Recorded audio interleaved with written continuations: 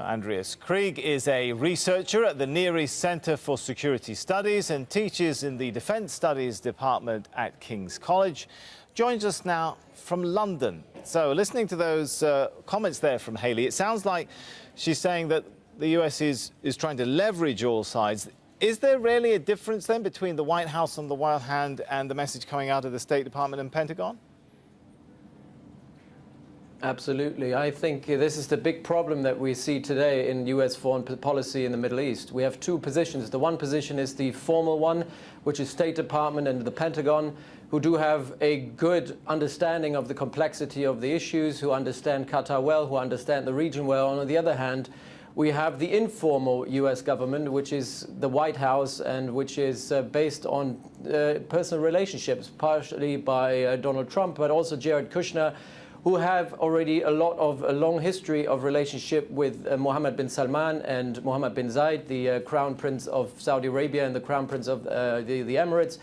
And they have been hearing one side of the story. The White House and its close circle of friends, they have seen one side of the story, but they haven't really listened to the other side of the story. And I think this is a bit of a problem because there's a lot of the nuance that needs to be understood is being lost on the way. So you don't buy into the assumption then it's that this is a deliberate policy, the sort of different messages from the White House and other departments, a deliberate policy to try and leverage concessions out of both sides, which seems to be what Haley's comments are getting at. Exactly. I think they're trying to do damage control at the moment because the Trump administration realizes that everything they have done has backfired. The comments that Donald Trump allegedly made during the Riyadh summit towards Mohammed bin Salman, Mohammed bin Zayed, to take care of a situation which wasn't a situation at the time to basically deal with Qatar, has kind of escalated the situation beyond a point that the US government really has influence over what's going on. And I think they're trying to roar back a little bit and say, let's try to manage this crisis and try to make and sell it as something positive, which it is actually not.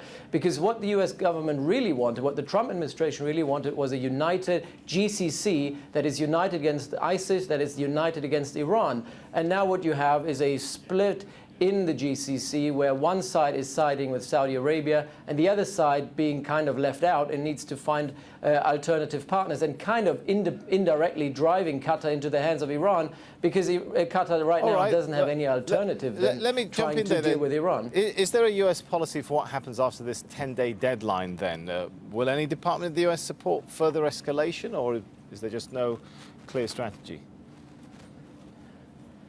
I don't think there is a strategy, but escalation is absolutely not in the U.S. interest. And I think Foreign Secretary Tillerson, as well as Defense Secretary Mattis, make this quite clear, that Qatar is an absolutely vital ally in the fight against ISIS. Al Udeid base in Doha is absolutely crucial for U.S. operations in Syria, Iraq, and elsewhere in the Middle East, which is targeting ISIS. So further escalation, which would put pressure on U.S. troops, almost 10,000 U.S. troops being in Qatar at the moment, is absolutely not in the U.S.'s interest. And I think they will try to do everything to de-escalate at this point.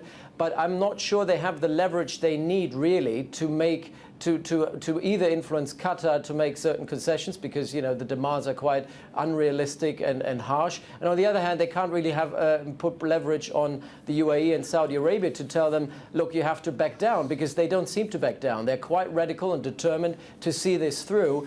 But then again, we have to realize I don't think UAE and Saudi Arabia have a policy of what happens after Monday, after this 10-day ultimatum expires.